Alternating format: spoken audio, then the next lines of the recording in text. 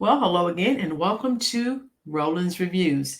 Just wanted to take some time and share a short video with you. If you look at the title, Kamala Harris refused to speak to tearful supporters after defeat. They waited 6 hours for her, and she was at Howard University, of course. That's where she obtained her Bachelor of Science degree.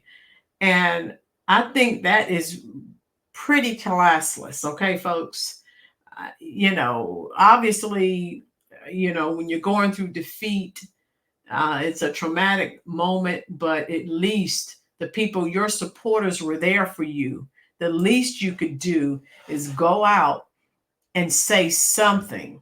She did nothing. She sent a surrogate out there. So let's watch this video. Let me tell you how spoiled and entitled this cosplay chameleon is. She was given the position as VP, really a seat filler for an authentic Black woman. Then she was given the Democratic nomination when they didn't give us a chance to vote in the primary. And now, since she wasn't given the presidency, she had a whole tantrum and refused to come out on stage last night after her supporters waited for her for over 6 hours at her campaign watch party. Yes, at Howard University, Kamala Harris, she held a campaign watch party, had everything set up for her to speak. The crowd waited for 6 hours, and this woman never came out.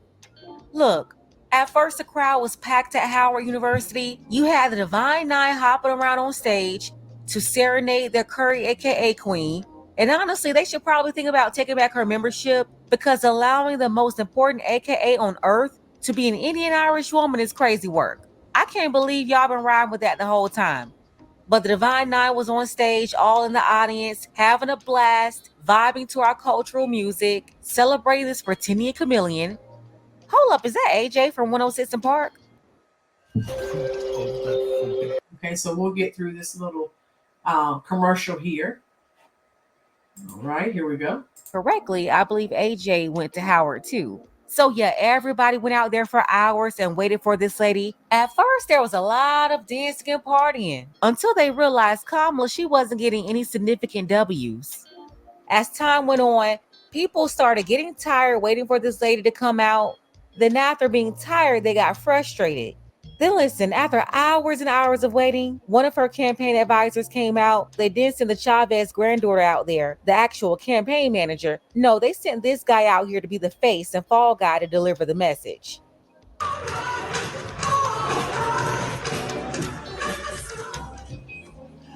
Good evening, Howard. Good evening, HU. I want to say good evening to all of the Harris campaign, the campaign family. Thank you for all that you have done. Thank you for being here. Thank you for believing in the promise of America. We still have votes to count. We still have states that have not been called yet. We will continue overnight to fight to make sure that every vote is counted, that every voice has spoken. So you won't hear from the vice president tonight, but you will hear from her tomorrow. She will be back here tomorrow to address not only the HU family, not only to address her supporters, but to address the nation. So thank you. We believe in you. May God bless you. May God keep you.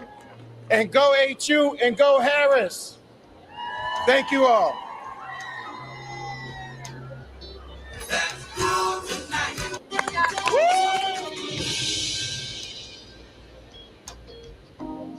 So, really, folks, is this what you wanted for president? I think not. How are you going to stand up to world leaders and you can't even come out and stand up and speak to people who are actually supporting you? This is unacceptable behavior, folks.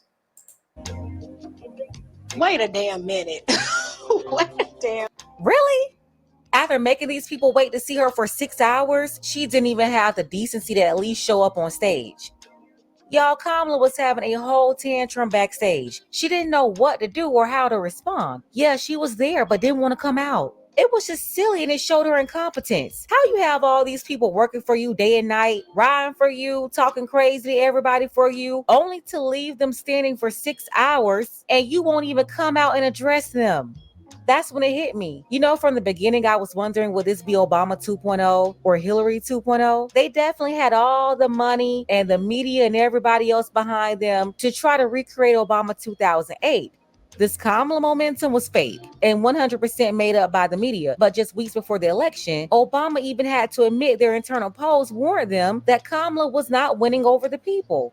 No, it wasn't the same 2008 excitement. So instead of manufacturing Obama 2.0, they created Hillary Rodham Clinton 2.0. May God bless you. May God keep you. And go HU and go Harris. Thank you all. Cedric Richmond, the co-chair of the Harris campaign, saying that the Vice President will not be there tonight. We initially heard a whisper that she would be addressing that crowd and addressing the nation and the world. That's not happening, Andrew Clennell, so no show today. I think that's poor, Kieran. I think that's really poor. No one's really watching, just the entire world. Can't you at least get up there and say something? If you think the result is in doubt or you're not prepared to concede, say that.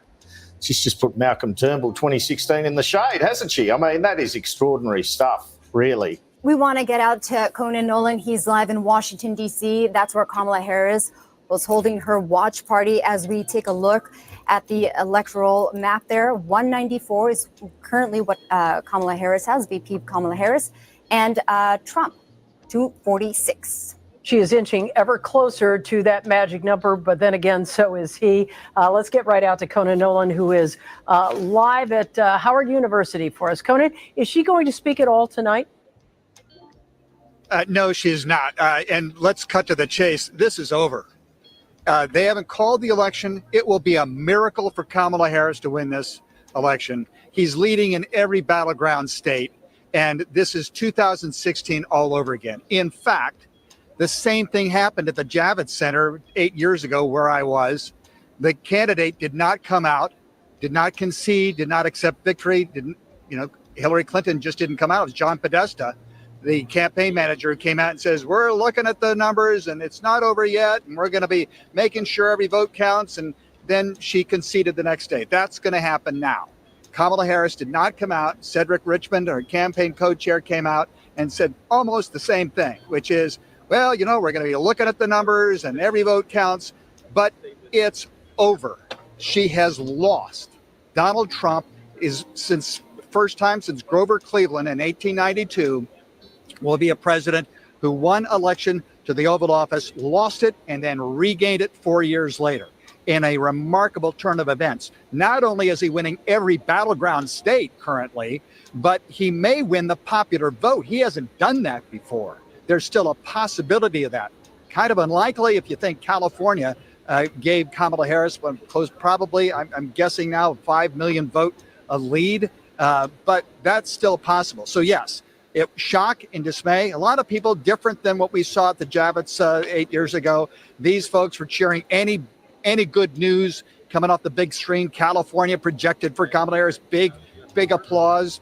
When the news started getting really dour, they started chanting for music to turn off the screen and bring up music. So this was not what they were expecting. And it is, the finger pointing will start very soon. We're expecting the vice president to speak tomorrow, probably here again. And she, at that point, we can assume, concede defeat. But yes, it's not over. Nobody's called the race. But if you're looking at the battleground states, if you're looking at what she has to do, even the New York Times, I think, is saying it's a 95% chance that Donald Trump is the next president of the United States. And the people here know that, and they are shocked here once again. They thought they had a path. It turns out that he overperformed, that Donald Trump did, with minority voters. She underperformed with younger voters in college cities and counties in battleground states of Ann Arbor in Michigan and some other places where she needed to do as well as Joe Biden, but she did worse than Joe Biden. And she actually did better, according to the exit polls by NBC, with white voters, substantially better. But she did very poorly with Hispanic voters, especially Hispanic men and even black men. She didn't get the numbers she needed. So, it's a very, very different atmosphere now than it started. And it looks like what they thought was not possible is going to happen once again, and that is Donald Trump will be sworn in as the 47th president of the United States. This lady was running to be the commander-in-chief, but she abandoned her own troops, just like she and Biden abandoned our troops in Afghanistan. Remember? And they died? Yeah, Kamala the cosplaying chameleon, the city girl president herself, was such a sore, entitled loser that she couldn't even come out and address the people rooting for her. These are the same people that's always talking about emotional intelligence. Well, Curry Queen Kamala showed she had none. Listen, the writing was already on the wall. By midnight, it was pretty clear that Kamala wasn't winning any of the battleground states. But instead of coming out and addressing her supporters, she stumped off the playground and went home. Now tell me, how was she supposed to handle really high-pressure situations? How? Let's go ahead and get the conference. So this is what I was telling you folks. No way could she handle world leaders and this type of behavior. She's done this before, folks. And so there is no way you can be the president of the United States and you exhibit this type of behavior. So I hope you enjoyed this video. If you did, please hit the like button, hit the subscribe button, and share this information out. And thank you again for stopping by the Roland's Reviews YouTube channel.